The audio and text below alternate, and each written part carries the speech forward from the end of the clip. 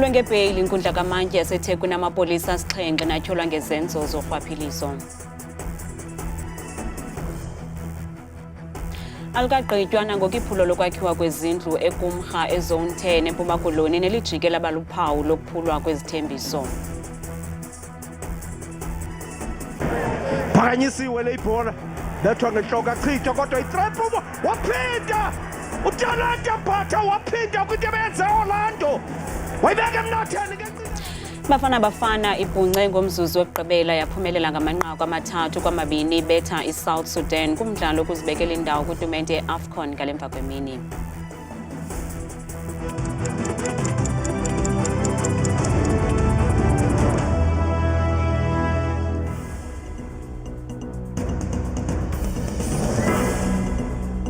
Sinamkele kwindaba zethu ngokuhlwanje andambe ndodwa ndamba nophumza sikhumba noyitolikyo lwimi lwezandla Bhotani Mzonzundu.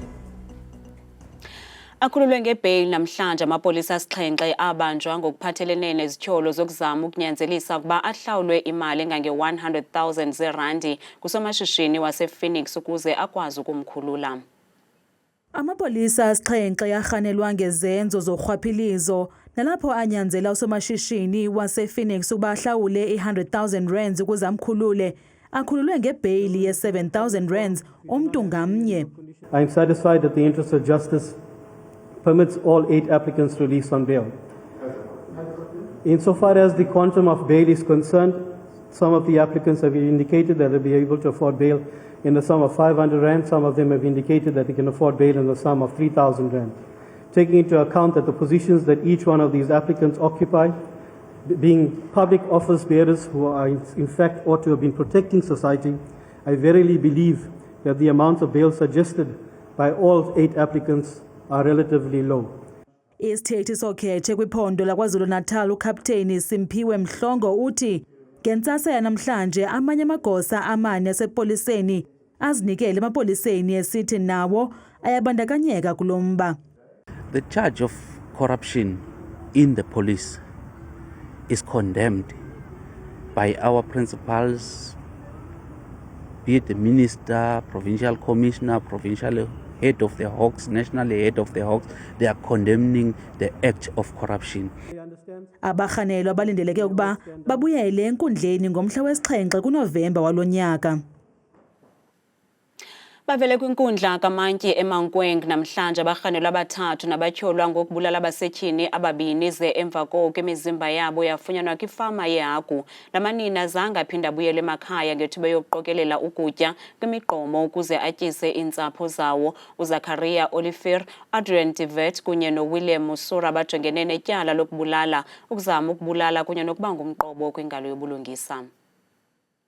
Lamadoda amathathu akayifumananga ibheyili namhlanje oku kuze emva kokuba etyholwa ngokudubula abulale uMaria Marhato kunye noLucia Ndlovu ngeenjongo zokutyisa ihagu zabo imizimba yaba basetyhini ngenxa yendlala egqubayo kwiintsapho zalamanina ebeqokolela imvuthuluka yokutya ukuze agxothe ikateziko. The bail application is referred to the regional court to be heard there. The matter will come on the 2nd of October, 8:30 in the morning. You 3 will remain in custody up until then. Ityala limiselwe umhla wesibini kwinyanga ezayo, abarhanelwa baza kuhlala eluvalelweni de kufike inyanga kaOktobha. Today here we've brought an application to the court so that we can start to deal with the appeal. Because we've requested to the court to give us the reasons and state the case law where in order for us to know how did he arrive to that ruling. So we are going to postpone the matter to the 2nd of October 2024 and the matter has been referred to be heard in the Polokwane Magistrate Court. It's not longer going to sit here in Mankweng.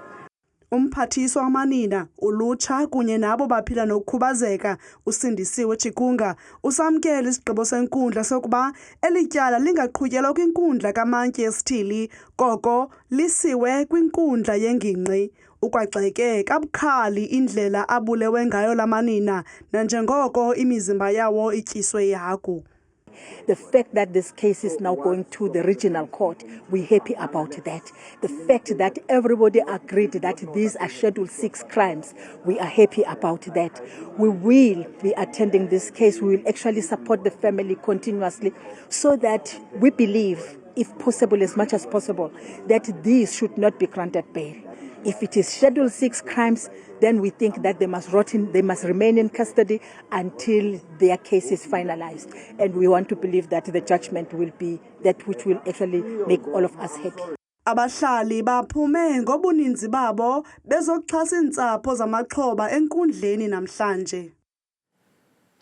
Ingaphezu kweshumi elinesithathu iminyaka iphulo lezindlu lasekumrha ezone 10 eMpuma Koloni lingaqhubeli phambili okukushiya iintsapho zilindile kwaye zikhathazekile zingenazo impendulo. Eliphulo lezindlu laqala njengesithembiso samakhaya akhuselekileyo nazinzileyo kodwa kungoku nje lijike laba yincindi yekhala kwabo bebenethemba lokufumana amakhaya amatsha. Zizindlu eziyi-60 kuphela kwezi-560 ezigqityiweyo kwaZone 1 kunye ne-12 million echithwe kwizindlu zangasese zizodwa. Abahlali basequmrha baye bashiywa bezibuza beziphendula ngeliphulo lezindlu abazithenjiswa kwiminyaka eli-13 eyagqithayo. Ixesha lide kakhulu. Andizayazi noba yiminyaka mingaphi ndilindele indlu yam. Akundarenta abakastocks. I think ndarenta umntana wam firstborn yam ina 7 years. So ngoku ina 24 years. Abanye abahlali bade basweleke besajonge enkalweni maxa wambi abo bashekileyo bajamelene nomngeni wokungafumani amagama ezalamane zabo kuluhlu lwabo bekufanele ukuba baxhamle. Umkhulu wam wayenayo indlu wayendixelele ngayo uba wayebhalise indlu apha kwezindlu zakhiwayo, so wayendinikile inamba ye-toilet because sasingekabikho isiza kwakho i-toilet, so wayendinikile inamba ye-toilet, so mna ndayilahla ngaloo ndlela ndayilahla ngayo ndingayaziyo. But xa ndihambe ndikhangela kwaba bantu banelisti abamfumani. Kanti abahlali bathi inkampani zokwakha zitshintshwa rhoqo, nto leyo ibangela ulibaziseko kweliphulo lokwakhiwa kwezindlu. Idelay ikhampani leyakhayo ngoba ayihambi umsebenzi wayo oko. Akho nje shota ngayo, ikhona izinto ziyakhutshwa ngumasipala but asiyazi umsebenzi wabo kutheni umile nje. Kusathe bhambu kwayicontract leyo asiyiboni ngokuqhubekeka. Kuthe cwaka sazi into bakwenzeka ntoni. Ukanti abo basele bokhelwe kwaZone 1 nongekagqitywa kephofu bathi bakha amanzi kwimingxuma yezitoilets kuba zingekasetyenziswa endaweni yokufumana amanzi kwimpompo zabo. Kwaye oku kubenza bazive bengakhuselekanga nanjengoko komnye wale mingxuma kwatshona usana lasweleka. Phaya kuqalwe ngetoilets apho kuye kwathi ngenxa yoba kunqongophele iiteps kwelacala kungekho manzi, waze wathi omnye umntwana oyintombazana eyokha amanzi beleke umntwana watshona kulaa pit yetoilet wasweleka. Ukanti isebe lokuhlaliswa koluntu belingekaphawuli ngalomba phambi kokuba size emoyeni. Kulubaphathiswa yephondo leMpuma Koloni Oscar Mabuyane uthi bengurhulumente bayazibona inzame zabo kwidabi lolwaphulo mthetho oluqoqisileyo ephondweni, ngakumbi umba urhwebesha intlawulo ngobuqhetseba ujoliswe kubahlali nakumashishini asekuhlaleni, ngelixa engqinile kuba nayo uthabathe igxathu lokumangalela ikumkani yabathembu kumkani Buyelekhaya Dalindyebo ngezityholo zokubandakanyeka kumkhwa wokufuna kwemali ebantwini ngondlela mnyama. U-Oscar Mabuyane uthi nabani na uthetha kakubi ngegama lakhe njengenkulu baphathiswa yephondo kumele ukuba ajongane nengalo yomthetho. Ukuthethe oku ngethuba ingqina ukuba ulandele ekhondweni lomphathiswa ujongene nokhuseleko kwiphondo leMpuma Koloni umnumzana Xolile Nqatha lokumangalela ukumkani Buyelekhaya Dalindyebo ngezityholo zokubandakanyeka kumkhwa wezenzo zokurhwetyeshwa kwemali ngobuqhetseba kubahlali bephondo. Umphathiswa seqalile wayoyivula icase wasenza statement kuba besikhwankqiswa sisothuswa kukubona izinto ebezithethwa ikumkani yabathembu ngamagama ethu, izinto esingazaziyo, izinto esingasondelanga nosondela kuzo, naba bantu kuthethwa ngabo mna andibazi nobazi, ndiyaqala nova ngamagama abo ngosekukho lentlekele yenzekayo. Okokoko sisilwa nalomcimbi wokuhlukunyezwa kwabantu nokunyotyiswa kwabantu zezigilamkhuba.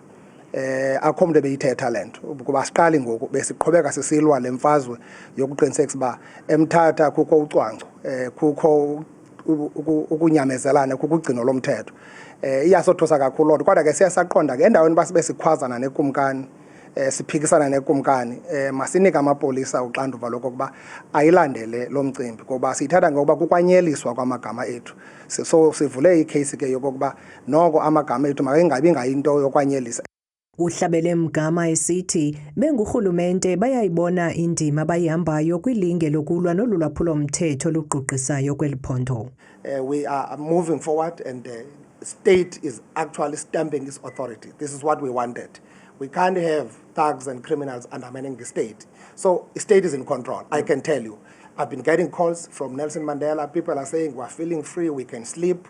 We see our streets are clean, and we have said let's attend to such kind of situation, mobilize our communities, and police are all out. Ngelixa etyhole intsebenziswano yorhulumente basekuhlaleni ngentsusa yolwaphulo mthetho lokurhwebesha intlawulo ngobuqhetseba.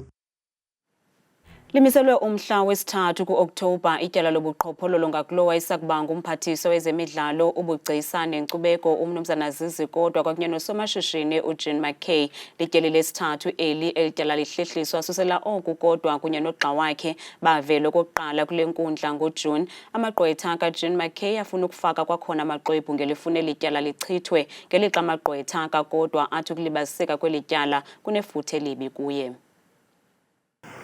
I did give an advance warning that if come today, there are delays that have absolutely nothing to do with my client, we may wish to reconsider our position. Well, it's premature to bring to make such remarks in court. Firstly, the accused before court has not yet pleaded. And let me make an example where separation of trial would be feasible. If maybe one of the accused persons pleaded guilty, then we'll have to do a separation of trial. But without any of them pleading guilty, a separation of trial would just not be feasible. And therefore, as the state, should they bring such an application, we will be opposing it. Ngomso ujaji Nkosinathi Chili kulindeleke ukuba athi thaca izizathu zokukhaba isicelo sangaphambili senkokheli yombutho MK umnumzana Jacob Zuma sokushenxisa umtshutshisi kwityala lentengo yezixhobo uBilly Downer. Kulindeleke ukuba umnumzana Zuma sebenzise elithuba ukubhena kwezi zizathu zakubekwa ngomso ngujaji Nkosinathi Chili.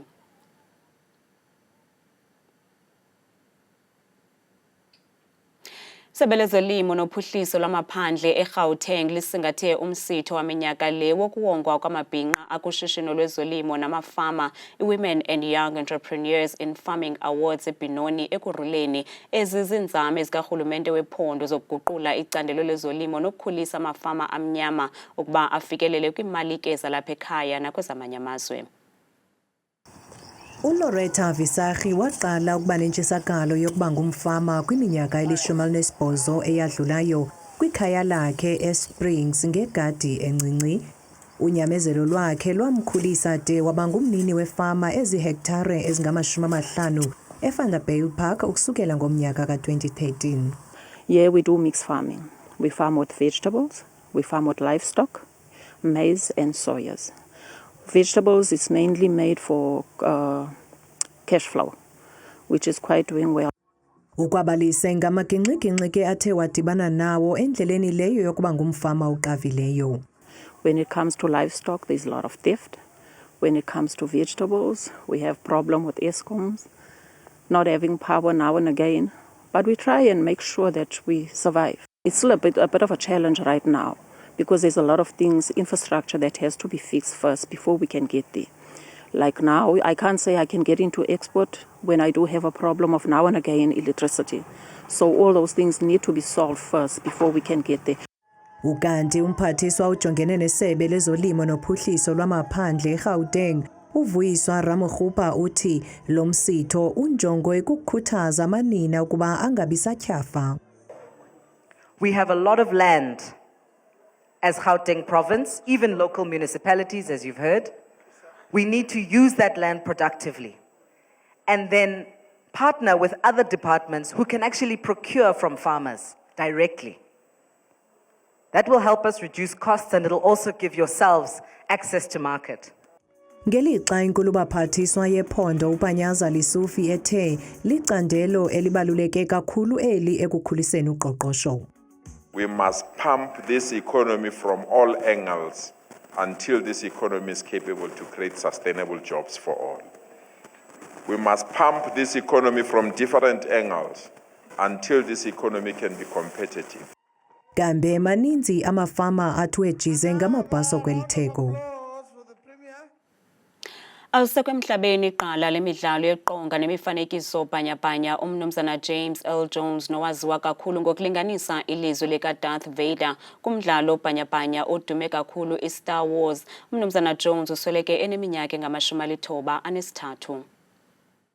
Umnumzana uJames Earl Jones ubengumdlali weqonga kwimiboniso bhanyabhanya engaphezu kwekhulu nequka iEnd of the Road, iGreat Wide Hope nezinye. Kambe waziwa kwaye wathandwa kakhulu ngelixa elinganisa ilizwi lika Mufasa kumboniso bhanyabhanya iThe Lion King. A king's time as ruler rises and falls like the sun. One day, Simba, the sun will set on my time here and will rise with you as the new king. Loka Jones usebenze kweli shishini iminyaka engaphezu kwama-60 esebenza nabona bantu babalaseleyo kumiboniso bhanyabhanya nakwimidlalo yeqonga kuquka umnumzana uStanley Kubrick kumdlalo wakhe ka-1964 obizwa iThe Cold War nalapho wayedlala indawo kaDr Strangelove. Kodwa waziwa kakhulu ngokudlala uDarth Vader kumboniso bhanyabhanya iStar Wars. You will die like your father. You have served me well, but your usefulness is at an end. I will show you true mastery of the dark side. Earl Jones ushiya emva unyana wakhe ukuphela kwakhe uFlynn Earl Jones. Uthalente Mbatha ungene njengelalela walihlangula kwakho iqela lebafana bafana namhlanje ngethuba libhunca ngomzuzu wokugqibela libethe South Sudan ngamanqaku 3-2 kumdlalo ongumhlahlandlela wetumente yeAFCON bubanjelwe eJuba kwelase South Sudan ngalemva kwemini. Iqela lebafana bafana lityelele eJuba kulonqatsini yelanga linethemba lokuwaqokelela onke amanqaku kulandela ukudlala ntanganye neUganda ngolwesihlanu. Kodwa eliqela lasekhaya liqetshwe iduma emva kokuba uSiyabonga Ngezane ewise uTito Okelo ebhoksini. Usompempe wayikhomba echaphazeni lobhola wayivalela emnatheni kwangokwakhe lo penalty uTito. Kumizuzwana engephi emva koko uApolisi uruqhawula phakathi uvuyo lwabalandeli beSouth Sudan wafaka elokulinganisa lebafana. Akhawuleza salunga izinto aPolice. Yabhala incwadi yaphendulwa. Maninzi ke amathuba athe adalwa ngalamakhwenkwe kaHugo Bruce kodwa achaselwa ledamsanqa. Kodwa ude wavula usesame kancinci nje phambi kokuba kutshintshwe amacala. uApolisi wafaka inqaku lakhe lesibini.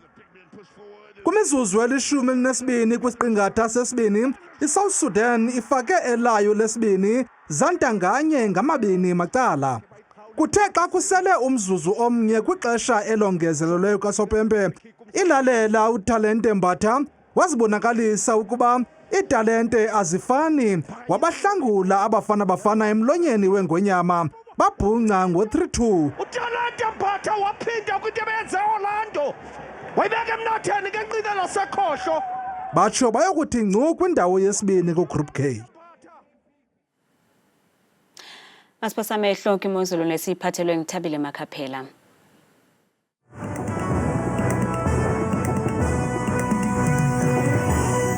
Ndibabeka sibini kuwe Madikela noNcuthu edeskeni yendaba ndikubulise nawe mbukele ekhaya kwamkele bethuna eqongeni lam lemozulu mnaki igama lam kuthabile Makhaphela ndingumamthembu ekuthanje imozulu yenjenje siyayivula kaloku ubukela apha ekhaya ngokuphawula ezamvanti zikaneke kuMzantsi Afrika kuphela khona mafu ngokuqatha pha kumntla-mpuma eMzantsi Afrika kudawo lonke nje lapho lapha eGauteng koPretoria pha ekuseni futhi bevuka ngeshumi namafu angephi nje yonke lamini ngomso ngo-27 kuze amaqondo wakho mbukele ekhaya aphantsi naphezulu sivule kaloku phaya eMpuma Koloni njengapha bheka zidobe ekseni futhi zimvula zindudumo imimoya pha kuyabanda ekseni futhi ngayela 4 degrees balusonga usuku futhi kuvumeleka amandi futhi ngamashumi 2 nje bukeli wami azakhathwe sisixhanxe kanti ke bona phaya ephondweni lase Free State ngomo samazansi futhi eFixburg akhona lo mafu yonke lensene ngomso phaya kala 10 degrees baqhube baluvale kamandi futhi usuku livele kancinci nje la ngaphaya ngorhatya ngo29 degrees bukele ekhaya kanti baphila ngohlobo phaya ephondweni lasentshona koloni ngomso kwimpuma yeliphondo phaya qabaqaba ngamafu phaya ekseni futhi bebubanda ngenkwanca pha ka7 degrees eBeaufort West kanti bukele kabevala imini yabo futhi kusasebele kakhulu ngo23 degrees imozulu phaya ephondweni lase Northern Cape ngomso Alexandra Bay imimoya ebhudla kakhulu phakathi lasekuseni ngomso bevuka futhi kala 11 degrees bayivala imini futhi kusabanda phaya ngelashumi nje likhathwa sisithoba kanti ke bona phaya ephondweni lase Northwest ngomso Vryburg pha kumazantsi futhi kuhle kwasekuseni bevuka phaya ngala 12 degrees itshintshe iphole iziloka manje yonke nje ngamini ngomso phaya ngamashumi 3 nje azabe nanye kanti ke bona bukeli phaya ephondweni lase Gauteng amazantsi phaya ke banda ekseni Springs kala 8 degrees bayisonke kamandi imini futhi kuye kufudumala kamandi phaya ngemva kwedinala kaye kaloku la 26 degrees kuyabanda ekseni Johannesburg ngesithoba bona phaya ephondweni likumantla apha eMzantsi Afrika ke bukeli lephondo liphaya lokhu lona eLimpopo phaya koThabazimbi amafu nje yonke intsasa yangomso ngelashumi likhathwa sisihlanu bayayivala beyisonga imini yabo ngo28 degrees kanti ke phaya ephondweni lasempumalanga ngomso Middelburg kuyabanda yavakala inkwanca ekseni futhi ngo7 degrees qabaqaba ngamafu xa bezawulala pha ngomso futhi ngo25 degrees phole kahle phaya eMalahleni futhi ngelashumi okugqibela nqa nalo kali iphondo phaya kwaZulu Natal ngomso Ladysmith kwasekuseni futhi kuyabanda kuphole kamandi futhi ngo16 degrees xa besonga imini yabo kuhle phaya ngo26 degrees kuyabanda eRichards Bay ekseni ngesithandathu mna tata kangaka xesha lemiyole